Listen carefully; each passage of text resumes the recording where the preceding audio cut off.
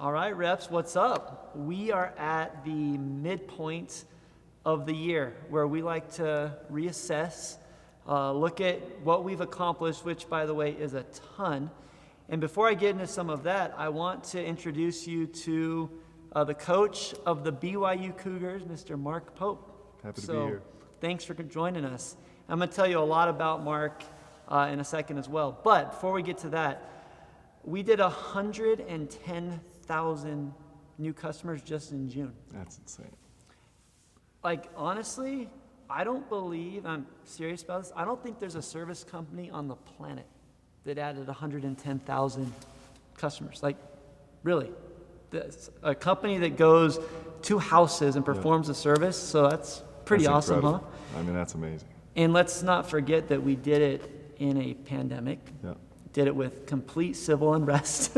I need to hire this sales force to recruit for me. Exactly. Right? Go door to door. Hey, if you guys could help me out that way, that'd be awesome. Please. Hey, we could find some athletes for you. So I just want to say congratulations. You guys have done amazing, and I'm thrilled to see what we can do in the second half of the summer. So I brought in a person, this is my first time meeting you, Mark, but I've got to tell you what I admire.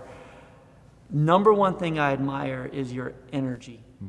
It's unbelievable. So let's just let me step back a second. What NBA teams did you play with, Mark? Well, that's debatable because I was with a lot of NBA teams where I didn't play very much. But I was drafted by the Pacers. Pacers, second round, right? Yeah, second round, Huge. almost the last pick. and played 2 years with them with unbelievable teams. The Last Dance, so that was my team. That was my rookie season, actually. That is crazy. And then played with the Milwaukee Bucks for a couple years, with the Knicks for 1 year, and with Denver Nuggets for 3 years. Amazing. Now, I've heard a story about you, Larry Bird, shooting contest. A contract extension or guarantee is on the line. Yeah. Let's hear it. Let's hear that story. So I'm a rookie, and I realized pretty early on that the key to kind of stay with the team was to never leave the gym. Because what happened is we're going through training camp. They bring in about 15, 12 extra guys, and every day during training camp, the kind of month of training camp and then the preseason, every 3 days you walk in the locker room and someone's got a pink slip, or the GM comes and grabs them, or assistant GM comes and grabs them. So I'm like, I'm not leaving the building. I'm not leaving. I never saw anyone get pulled off the court. Yep. So I was like, I am not leaving this court till every light in this building is off. And so amazing. It just so happened that Coach Bird was kind of the same way. It was his first year coaching, and he didn't want to leave until everyone was gone. And so the second day of training camp, I was just out shooting, and kind of everyone had left, and Coach walked by and said, "Hey, let's shoot, let's go." And I was like, "Are you kidding me?" And so we started shooting, and then he was like, "Let's play." He wanted to compete, and so we played. He still wanted to get after a little bit. Oh yeah, he can still shoot it too. Yeah. I could tell you stories, but I mean, this is the Larry Bird that's like 15 years post playing, and has like 7 vertebrae in his back fused, right. And so miracle of all miracles, we played a best of 5 shooting series, and I beat him. There you go. You beat the Larry Bird. Okay. Yeah, but you never beat Coach Bird. You never do. So he was like, "It's fine. We'll run it back tomorrow." So we ran it back every day for the rest of the training camp in Orlando. That's where we traveled to go have training camp. And then I'm ready to play on the last day. I'm having an unbelievable training camp. I'm making every shot. I'm like, "Bring it." And he promises me, he's like, "If you beat me, then I'll guarantee your contract right now, because I'm going to make good." So they could fire me at any day. moment, you're gone. Another. So we get to the 5th day. We finish practice. I've had a great practice. I'm like, "Let's go." He's like, "I'm tired. Let's wait." So so we start the season. I'm on the team. Everything's great. We're playing well. And it's our first game that season, actually, against Chicago. We're playing at home, so it's the day before, and we have just a massive media at practice. Yeah. So it's 30, media members, television, everything. And we finish practice, and I haven't been playing well the last couple weeks. We got this huge game tomorrow against Michael Jordan and the defending, 2-time, 5-time champion Bulls. Right. And so coach grabs me right after practice with all the media there, and he's like, let's go. Game 5, we'll settle this right here and now. Of course, Contract on the line still? Yes, he wanted the media there. He wanted everyone to see he still had it. And he did. He beat me. And but it was I mean, come on, who gets to do that? I was really amazing. blessed. Now I know what everyone's thinking that's going to be watching this. Yeah. Give us one experience or memory with being on the same floor as Michael Jordan. There's got to be something that comes to mind there. Yeah, there is. So we're in game 6 of the series. Yep. And So this is the three-peat year or the second? This is the second three-peat. Okay. This is his last championship. This is if you saw The Last Dance, this is it. This is the series. Got it. And it was such an epic series. Chicago beats us the first 2 games, and then we win game 3 in a close game, and then Reggie hits that crazy incredible shot yes. to win game 4.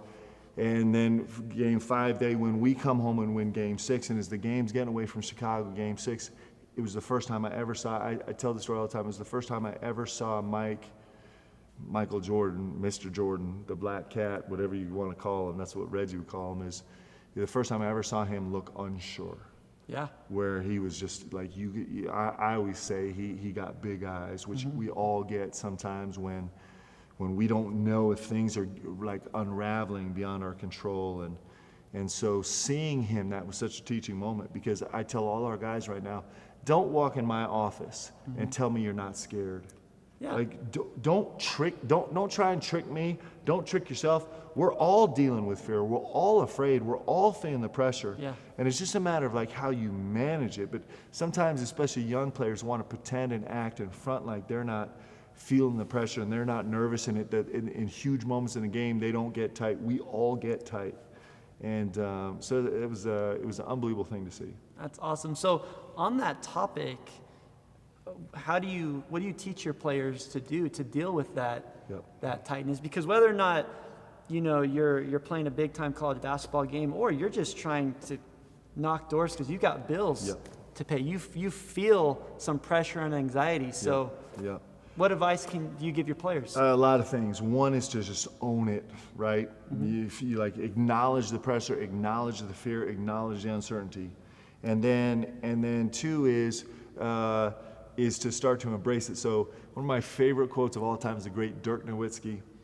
He's playing for the Dallas Mavericks. He's playing against that great Miami team, and you might remember, I can't remember if it was after game 4 or game 5, they have a chance to wrap up the series, and then the media's asking Dirk in the press conference after the game, how are you going to manage this pressure? How are you going to deal with this? And Dirk was like, I make love to pressure, right? And it's so fantastic. Yeah. And so that idea of embracing it. And then the third thing is you have to trust your work. Yeah. Trust your work is such a huge deal, and that's why you put in all these countless hours, is so you can trust your preparation and trust your experience and trust your work, and then trust your relentlessness. And I would think it would kind of convert to your sales force is just like, hey, I'm not worried about how many people let me in today, because I'm going to keep knocking on doors until I get in as many houses as I need. And you, at the end of the day, you write the story just by your relentless nature. I think that's really, really, really important. And the last thing that we talk about all the time is moving the goalposts. So we were the #1 3-point shooting team in the country last year by over it was 2.2% higher than anybody else. The year before, I think we were the 259th best 3-point shooting team in the country. And that's a lot of reasons. Seniors are magic. Veteran guys do amazing things. The system we had, some new guys, they came and shot the ball really great.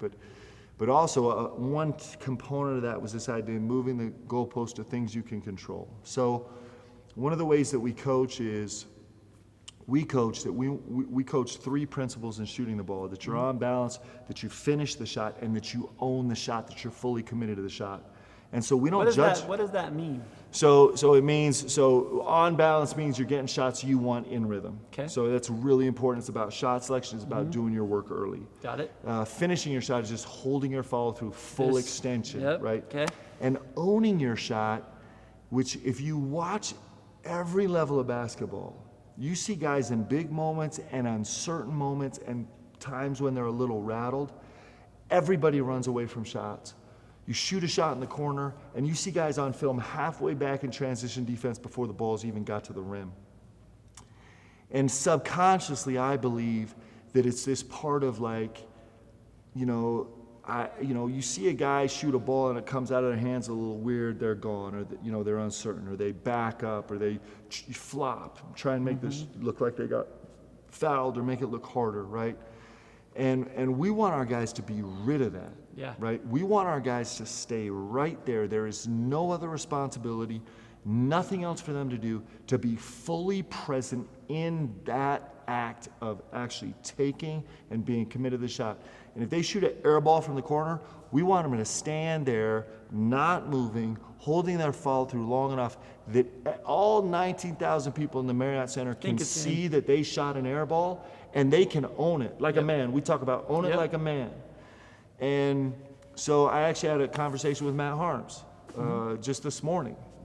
He's a really talented player that transferred in for Purdue, and 7'3". 7'3". He shot big guy. Shot 33% from the three-point line last year, and he'll shoot 40 plus for us. He's a really talented shooter. But, he needs to learn this concept of like what we're grading him on. If he goes 0 for 5 in a game, it doesn't mean anything to me. And if he goes 5 for 5 in a game, it doesn't mean anything to us. What means something to us is if he works hard to get his shot on balance, if he finishes it, and if he owns it. And using that as a marker that's controllable, you can actually control that every single time. I think it translates, one, into taking pressure off guys, and it two, frees them, right? They're not worried about the misses and the makes. Coach just cares that I'm following those three things. And your teammates do too. Yep. Like if you shoot that shot, everybody knows the rules we're playing by. And I think that is a tiny slice of the success we've had shooting the ball, that little piece of it. And I think this idea of changing the goalpost is important.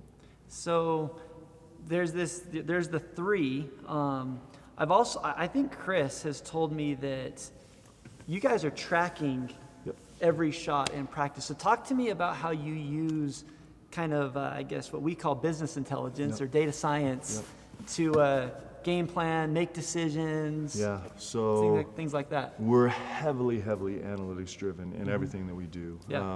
I'll give you an example. So, and about a place where our understanding of the data actually threw us into question. So you're always debating whether you're going to trust the data or trust your intuition and experience, right?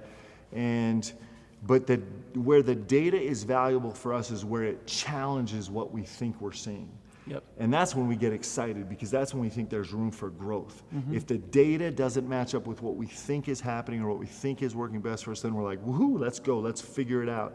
And then you do a deep dive. So one of the challenges we had last year was I've always, since I started digging into analytics heavily 8 years ago maybe, with Tyler Hawes actually at BYU, as we were trying to grow his game. It's just the numbers always bear out that the most efficient raw way to score is from the free throw line always. If you shoot 70% from the free throw line, that's 1.4 points per possession. Like the top 17th percentile of players in the country shoots 1 point per possession. So that's almost another 33%, right? And so that's always been our thing. Well, this year, we started out with a team that wasn't getting to the free throw line, where we didn't really think we had guys that were great at getting the free throw line. And so we were twisted up about it. The first 10 games of the season, we're like debating about whether we need to fix that, if it's going to hurt us in the long run, because we're not playing to the numbers the way we think they're supposed to make sense. And eventually we started coaching away from getting the free throw line. And we ended up as being the number 3 points per possession team in the country. We were number 1 for the last 7 weeks until we laid an egg against St. Mary's in the conference tournament. But that's when I knew you guys were so good, to have that poor of a shooting night and to just barely lose to one of the top teams in the country. So that we went against the analytics. Now, as we've continued to the deep dive, because the numbers always make sense if you understand them enough. What we found out is that even though in terms of efficiency, once you get to the free throw line, The cost of getting to the free throw line, which nobody quantifies yet in the basketball analytical world, of lower field goal percentage because you're trying to get to the free throw line and increase turnovers, has an impact. And in fact, we just did a regression that kind of informed us of 4 key statistics we look at, that if we raise our percentage possessions free throws, actually our free throw rate, different thing, by 1%, it only has a 0.15 points impact on our adjusted offensive efficiency, whereas not turning the ball over has like a 1.6 points effect on our adjusted offensive efficiency. So the data is important because it confirms what you believe or it challenges what you might be getting wrong, and it's been a huge guide for us.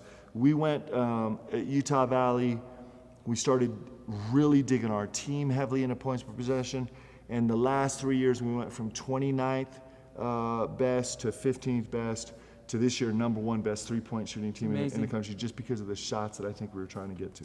That's really the reason why I wanted to ask the question, is because we give our people a ton of data. Their data is not, shots or free throws or turnovers. It's knocks. It's outcomes per knock. And I really believe that if you get into the data and understand what's going on each day, that your likelihood of success is going to be greater because you know where to put your focus.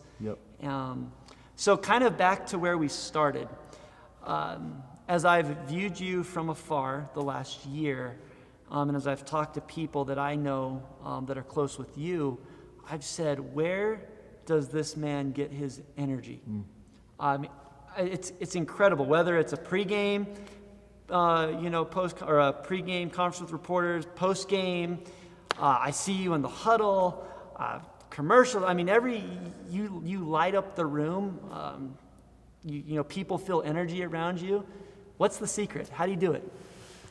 Well, I actually, there's a lot of things. Today is July 2nd, maybe? Today is July 2nd, 2020. And if you think about it, this is the last shot we're ever going to get at this day. Ever. Like, we never get to run this day back.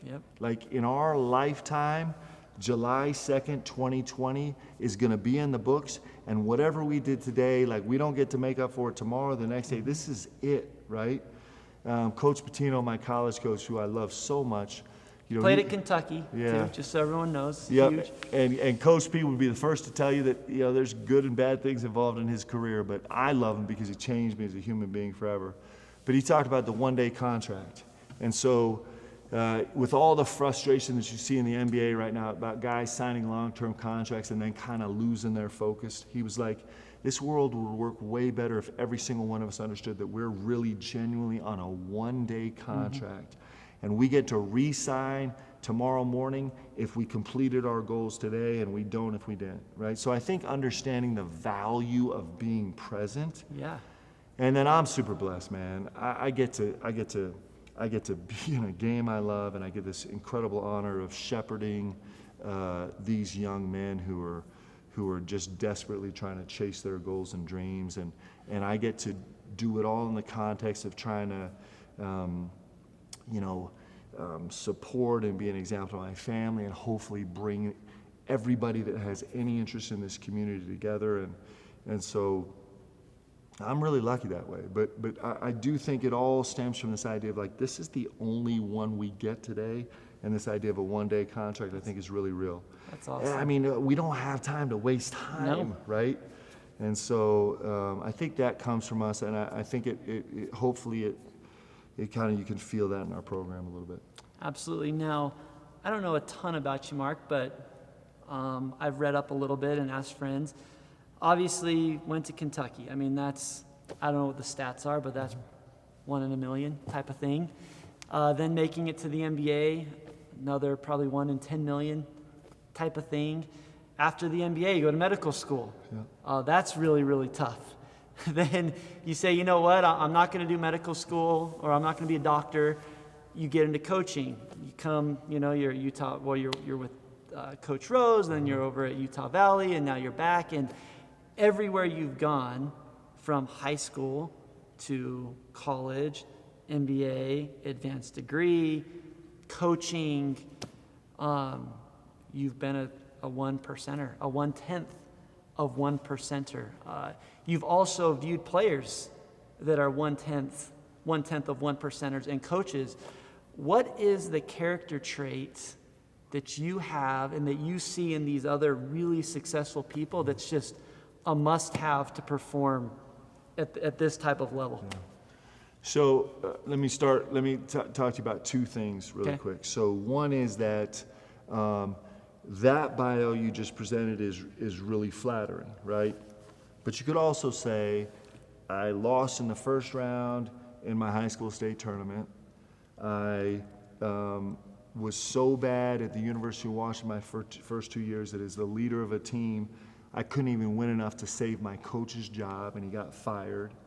And then I transferred to Kentucky, and as the former Pac-10 freshman of the year, I transferred to Kentucky and didn't even start my senior year, and then went to the NBA and got fired 7 times from the NBA, and then kind of bounced around college basketball and still haven't won an NCAA tournament game. And my point in telling that story is I think it's so powerful that we write our own story, right? Yeah. That's the power, is that you can take all the facts and you still get to write your own story. And when we remember that, I challenge my players all the time to remember that you're writing your own story. We took a devastating loss last season at San Francisco.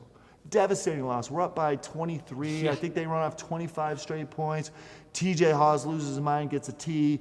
Was a disaster defensively. They just killed us in isolation in the last 15 minutes of the game. Yep. And it put us in a rocky place in the conference standings, in a rocky place in terms of tournament. And then my guys were faced with this deal about like, hey, the only thing the game cares about is how you're going to respond. Right. So you take TJ Haws as an example. Think about what he did after that to write his story. Because the story at that moment that he could have written was like, this year's been like every season of my career, okay? But then you think he tears off 10 straight wins. He hits a game winner at home last second against St. Mary's. Amazing. Grabs his wife out of the stands and drives straight to the hospital to have his first child, okay? And then he beats the Zags with one of the greatest defensive performances by a point guard we've ever had in the history of BYU. That first 5 minutes was incredible. And so you think about the power to write your story. And the thing is, you just got to keep reminding yourself, my story's not done. Whether today was great or today was a disaster, I still, like if it was bad, that's okay, because that's actually going to be the key piece in my story being incredible, right? Yep. And so this idea of like writing your story, and then the key component in being able to do that is just being relentless, right? Is this idea of just like, I mean, is there a greater job to kind of demonstrate someone's character in terms of being relentless than knocking on doors? No. Right? And then just saying, hey, I'm gonna keep going and keep going and keep going until the story that I wrote today was something really positive. And you put enough of those positive days together just by being relentless, and you have an extraordinary summer or career, right? Yep. And that's the strength of relentless. People think of relentless is just like keep going, but it's really more than that. Yes, you keep going forever, but just think about the confidence that you have when you know that you can take an L. Yeah. Because you know what's going to happen when you take an L. You're going to get up and get better. Yep. And so you're not scared of it, right? It's just like, hey, bring it on. You can knock me down 100 times. I'm getting up 101.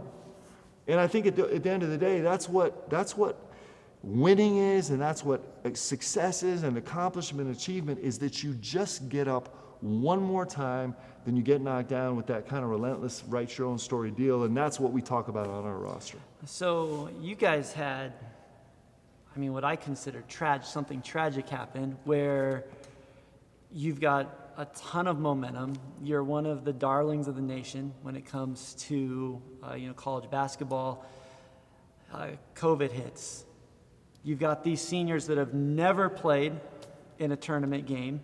Yoli came back for that purpose, I believe, although I don't know that for sure. I'm sure that's one of the reasons why he comes back. And then you don't don't get to play. And then you're watching simulations by ESPN and others that are saying, not only are you going to win a couple games, you're going to go to the Final Four. And some simulations are saying you're going to the title game. That's how good of a squad you had.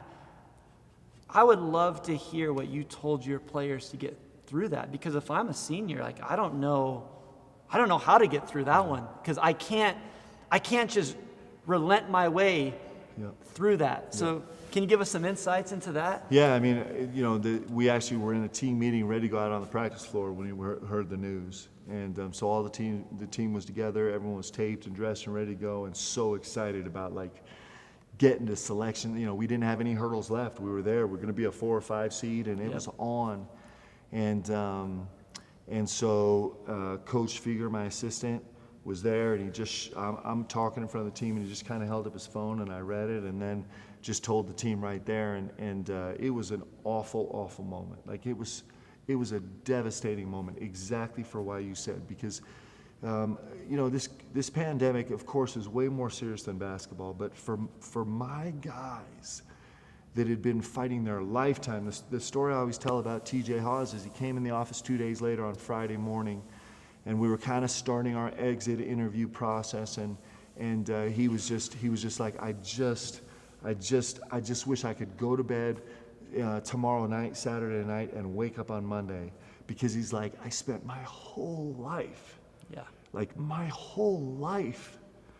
sacrificing every single day to chase this goal of having my team's name called on Selection Sunday, and now it's over. Gone.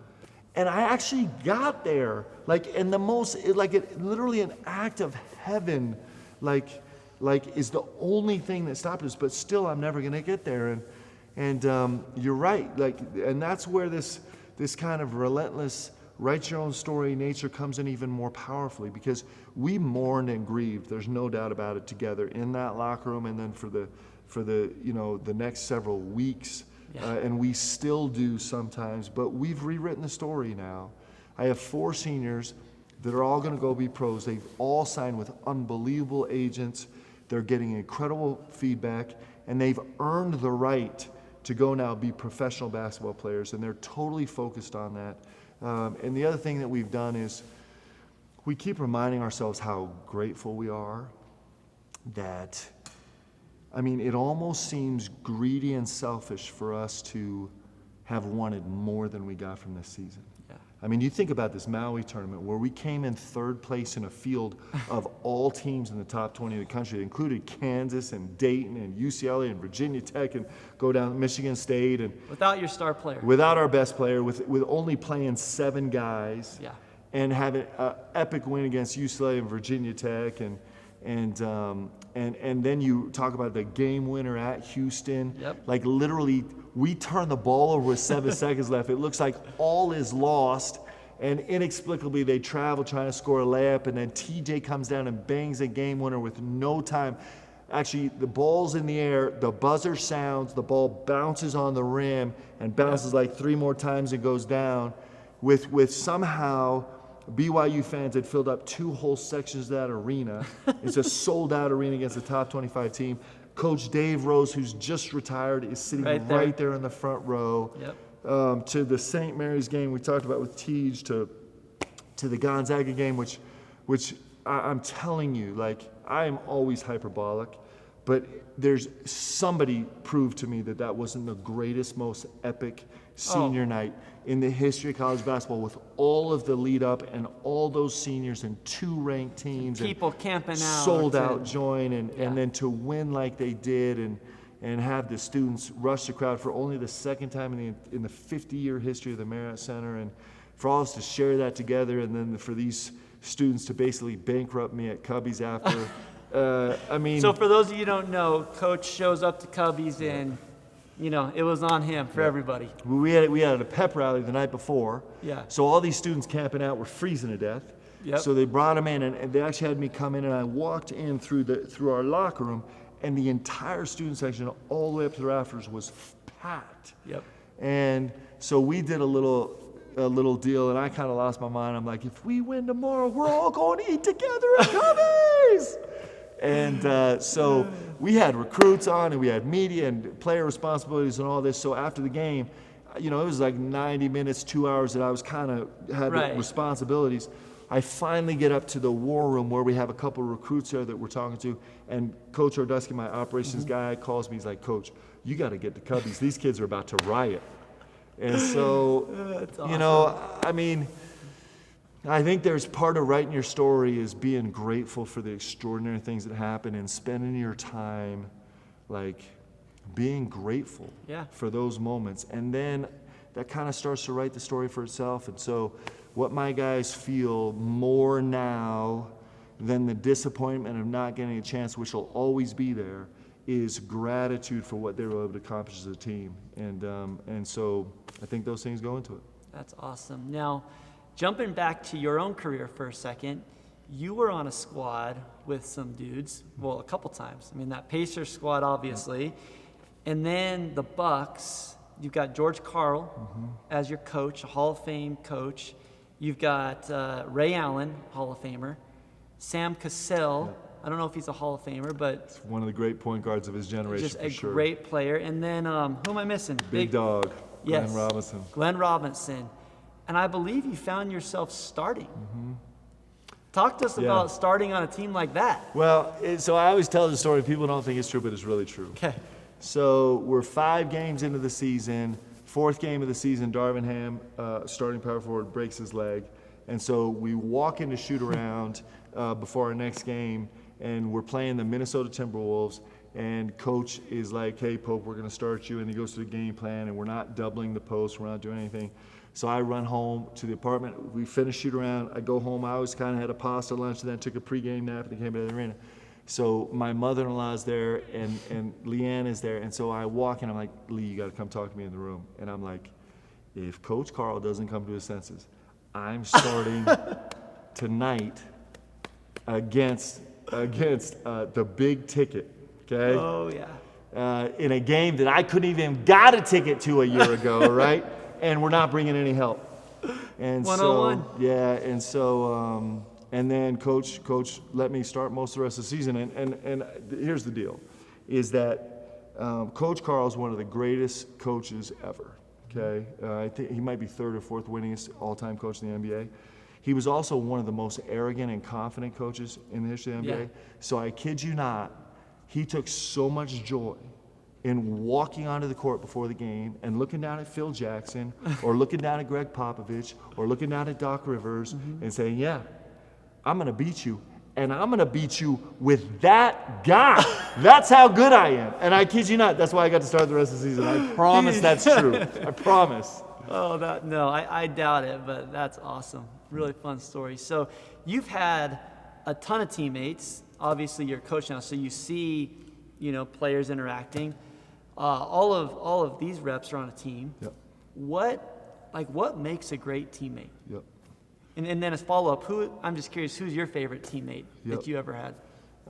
So I'll start with my favorite teammate ever, and then I'll talk to you about it. My favorite teammate in the NBA, by far, bar none, was Reggie Miller. And he wasn't my best friend, but he was the greatest leader and teammate that I ever had a chance to play with. And I played with great teammates. I had unbelievable teammates, but Reggie was a great teammate for a few different reasons. He wanted one thing. At that point in his career, he only wanted one thing, and that was to win. He could care less about his numbers. Yep. He knew that he had to play and score for us to win, but that was not an agenda for him. He wanted to do whatever it took to win. He was willing to hold his teammates accountable. So I'll never forget, we're having practice, and Dale Davis, big, strong, physical, mean power forward, one of the greatest guys in the world. He had twisted his ankle really bad in the game the night before. So we come out to practice, and he's on the side, and nobody ever took a day off with this Pacers team, partly because of Reggie's leadership. So this is really the first time I'd seen a guy sit out of a practice. And Dale's over on the side with the trainer doing exercises, and literally we start going up and down at the end of practice, scrimmaging a little bit, and every time we cross half court and Reggie sees Dale, he starts cussing at him like expletive, you soft, you're letting this team down, et cetera, et cetera. He's genuinely, his ankle is twice the size it's supposed to be, but his ability to hold guys accountable and guys to respect him was really, really special. And the third thing he did is he lifted guys up. And I was a prime recipient of that. A guy that barely belonged on that team, that didn't have a huge function. He was concerned about every single guy on that team, making sure that they were confident enough and felt a part of the team to give everything that they could to the team. And I don't know about Reggie before I got to him in the second half of his career, but he embodied this idea of understanding that if he could lose himself in the team, then he would be paid back individually 100-fold. Whereas if he just chased his own agenda on a team, he was rarely going to even get what he was chasing. Yeah. And that's one of the most complicated things, because the media teaches us the opposite, and our posses teach us the opposite. And we think about it. That's actually the great secret of a team, is that you get all of the things you want individually if you will lose yourself in the team. And my guys believe that. They really fought to believe that last year, and they were certainly rewarded. That's awesome. Okay, so off air, we were talking about a book we both like, Grit. Tell me some of the takeaways you got from that book. Well, the one thing we've taken that we talk to our players about every day is her concept. It's Angela Duckworth, a great sociologist, and she wrote about deliberate practice. Yep. And the fact that when you practice your art, so to give you an example, there's few things I hate in the game of basketball in terms of working out more than a guy who says, I'm going to go to the gym and get some shots, right? Because there's worse things you can do. You cannot go get shots. Right. But that's about the only thing worse you can do, right? Because it's just not as functional. It's not the best use of your time, right? You're not doing it in a game. In a game, you're not just, hucking stuff up carelessly. So she talks about having a goal and having a metric and then having an evaluation, an autopsy of what you do, right? Mm-hmm. And with that, this art of shooting. And so what we do is our guys track every single shot they shoot. We actually have a shot tracker system where they come in and they grab a ball that's got a little GPS chip in it, and they put a little thing in their shoe, and they shoot every shot. It records everything they do, make and miss, points per possession, the whole deal. Some of the guys were saying, Jake, will you take my ball for a second 100%. to shoot mine? 100%. And when we shoot as a team, we actually have a huge video board. So we're doing shooting drills for 25 minutes as a team. Yep. And I'm yelling out what everyone's running percentage is so that they stay focused and deliberate about what they're doing. Yep. And that is what is greatness. Greatness is about doing the same thing over and over and over again and not getting bored with it, right? I think that's actually the beauty of it. I was really fortunate because I played with the two best three-point shooters to ever play the game of basketball. Ray Allen and Reggie Miller. Yeah, so I got Reggie first, and then I went to Ray when he broke Reggie's record, and then, of course, now Steph Curry's done it. And what was interesting about Reggie and Ray, I was with Reggie for 2 years and then Ray for 2 years. Mm-hmm. They had exactly the same program. Both of them would roll into every single game for a 7 p.m. tip-off. They'd be there at 4:30. They would get an hour shooting workout in just by themselves. They'd walk off the floor, rest, and come back. And that was just one example of the fact that here Reggie Miller is the all-time leading three-point shooter in the history of the NBA while he's still playing. And he's still shooting more shots than any other player, maybe in the entire NBA, every single day. Yep. And he just refused to get tired with perfecting his craft. And then to see, it was so striking to see Ray Allen, who was a young superstar who became the all-time leading three-point shooter. And I was with him for 2 years, and sure enough, he almost mimicked Ray's habits exactly. And then, we talked to our players about Steph Curry, who currently is the greatest shooter that's ever been on the face of the planet. Oh, yeah. I mean, Klay Thompson, maybe you could argue, right? But Steph is, during the offseason, he gets 500 threes every single day. That takes time and energy. 500 shots is a lot of shots. Yeah. And then during the season, he does 300 threes every single day. the greatest shooter in the history of the world, and he's shooting more shots today, every single day, than any other player. That's what greatness is. Greatness is like doing the same thing over and over and over and over again, and refusing to get bored with it. And that is what I do. I believe that's what you lay a foundation with. This repetition is so important. And the thing is if you can recognize too, one, you can perfect a craft. You could be the world's expert at something, and very few people ever get to do that, right? And the only way you do it is by doing it rep after rep after rep after rep. And the second thing is, you can all of a sudden build a foundation where you can reach yourself into so many different arenas of life because you've become the world's expert in something. Yep. And that's where some of the bountiful blessings of being great at something come. That is awesome. Now, if there's literally anything that you remember from this interview, rewind those last 2 minutes and listen to it again, because so applicable to what our guys do and our gals, knock in every single day, hundreds of doors. So they're in the middle of the summer right now. It is a grind. And it's tough. I remember when I sold, you wake up every day and you're working for free until you make a sale, and that's mentally taxing. For you, always kind of on the edge of a contract, the season's long. How did you kind of get through the grind, middle of the season? I'll tell you a story. So my rookie year in the NBA, right, you play so many games. We ended up playing, 115 games with preseason and then all the games in the playoffs and the 82 games in the regular season. And you're playing all the preseason games, right? Yes, I'm playing all of them. Exactly. And so we get to the All-Star break. We're like 2 weeks out from the All-Star break, and I'm like, this is the longest all I've ever been associated with in my life, right? So we make it through the All-Star break. We go through the second half of the season. Every game is so crucial. Right. We go through this playoff run, first series 3 games, then 7 games, then 7 games. We lose in Game 7 of the Eastern Conference Finals, okay? Mm-hmm. And then the most shocking moment maybe in my athletic career, because you are so depleted and so spent at this point. Is it more physically? Is it mentally? Or it's both? 100% everything. Like, you wake up just numb, right? I get up the next morning and you're just like, it's so disorienting because you've been so in the throes. And then at some point that day, the thought hit me with such striking force that we were 2 minutes away from playing in the NBA Finals.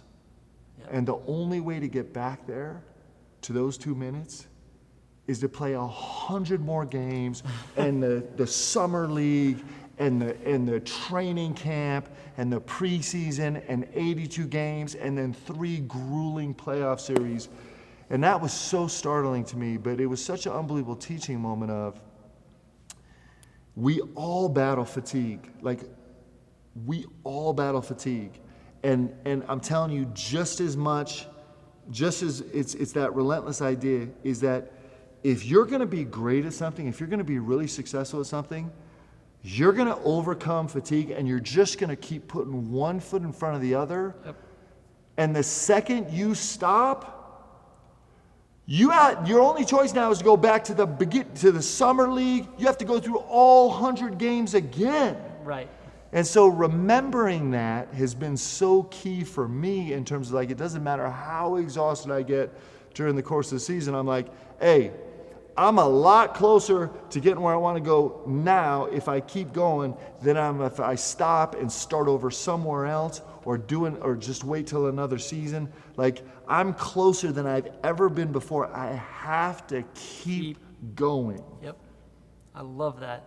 So maybe 2 more questions. I know you're a basketball coach, but as you know, persuasion is part of everything. I mean, you're persuading when you're recruiting, you're persuading when you're trying to grab the heart and the mind of your players.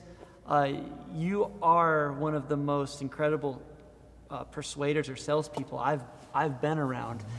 Talk to me about persuasion a little bit. What's the secret to being such a great salesperson because you are that. Yeah, well, that's really kind. We'll see. I mean, we'll see if we can win some more.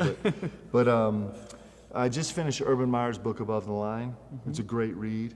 And he talks about something that just was, there were a couple places he put words into something that we'd been thinking about and believing but hadn't said. He was just like, it's not theory and it's not philosophy, it's testimony. Like, I believe that. Yeah. I believe when you share philosophy and you share theory, it has an endpoint, right? It's intellectually gratifying and it can be stimulating. But when you share testimony, like when you share something you believe in, when I share with my players principles that I believe will make their life better, right? When I share with a team keys that I know and am passionate about that will help make them successful, right? I think they can feel it, right? Yeah. When we talk to our fans and this community about wanting so desperately for everybody to understand that we are all in this together, it's because it's genuinely testimony. I mean, we recruited so well this summer in large part because our fans are so crazy that they're blowing up Twitter on every single recruit. I mean, every single recruit is like, I can't believe these BYU fans, man, they're blowing up my phone. These are kids from Washington, D.C. and the Deep South and the Northeast. Yeah. And so I just believe that. I'm really blessed to love this game so much and believe, because I had the experience as a college player where my college coach changed my essence as a human being. And so any way that we have a chance to offer somebody something that's going to make their life better and we can testify about it. And I know Urban Meyer is not thinking about testimony in terms of like a lot of people in Utah think about it, where it's got this spiritual connotation. But he is talking about it in the sense of like, I believe. Right. And I think that persuading is not tricking and it's not convincing. It is giving somebody something that they can believe, right? And so I'm lucky because I get to be in a place where the things I get to talk about every day are things that I really care about and really believe in. Awesome. All right, well, final question for you. And I hate to ask this one because it's kind of a loaded question. It's a tough question. But we have what I consider just like some of the titans of society. I mean, these guys and girls are doing incredible things. I look at my 28 highest ranking salespeople, division managers and above, and in 2019, I mean, these are 25, 26, 27-year-olds. They purchased 150 doors of real estate. They're not out, just throwing their money away. They're smart. They're educated. What just last piece of advice? You've got, you got a minute, let's say, just to give some advice to this, what I believe is the greatest sales force in the world. What are you going to say to them? Man, this is going to be controversial. So, I'm going to stay away from a religious topic right now, but this will have some religious connotation to it, is that I think that we are here to grow. I think when people talk about joy, I think that the way we feel our greatest joy in life is when we recognize ourselves growing, doing things we didn't know we could do, walking in places and taking risks and being brave in situations that we didn't know we had the courage to do it. And then those moments where you're just like, I can't believe that this actually happened, or that we actually accomplished this together, or we actually survived that colossal setback and we found a way to stay afloat for a while. I think that is what brings us joy in our lives, and it also prepares us to be unbelievable servants and citizens in our community. And so I just think, I think that the opportunities that we have to really grow as human beings are what ultimately brings us happiness. I've seen the other side, okay? I've seen the other side, the sad side, where people finally get all the things they thought they wanted, and then they just want to stop, and kind of be stagnant. And I've never seen a person do that that's happy. I've never seen a person do that that's joyful. And so I think that's a reason why we're here. And clearly your team is like crushing it in terms of trying to grow. And then you talk about their ventures in real estate and other activities that they're doing with their increasing wealth from this job. And it sounds like it's very growth oriented. And I will tell you, I believe that if you're a spiritual person, I think it's definitely in the wheelhouse of my faith. And if you're not, if you're just a agnostic person or there's no faith in your life, I still think it's 100% true that we're here to grow and then to like bring people along with us while we do it. And so I don't think that principle has ever failed a single human being. That's amazing. I couldn't agree more. And I couldn't agree more with anything that you said today, Coach. I feel uplifted. I feel grateful. I understand a lot better being around you while you've had the success that you've had. And we wish you the absolute best this upcoming season. Certainly you and Chris and Nick and Cody have crushed it on the recruiting trail. I'm following it and excited to watch it. But once again, thank you so much for being here and good luck this season. Appreciate it. Good luck, guys. Go to work.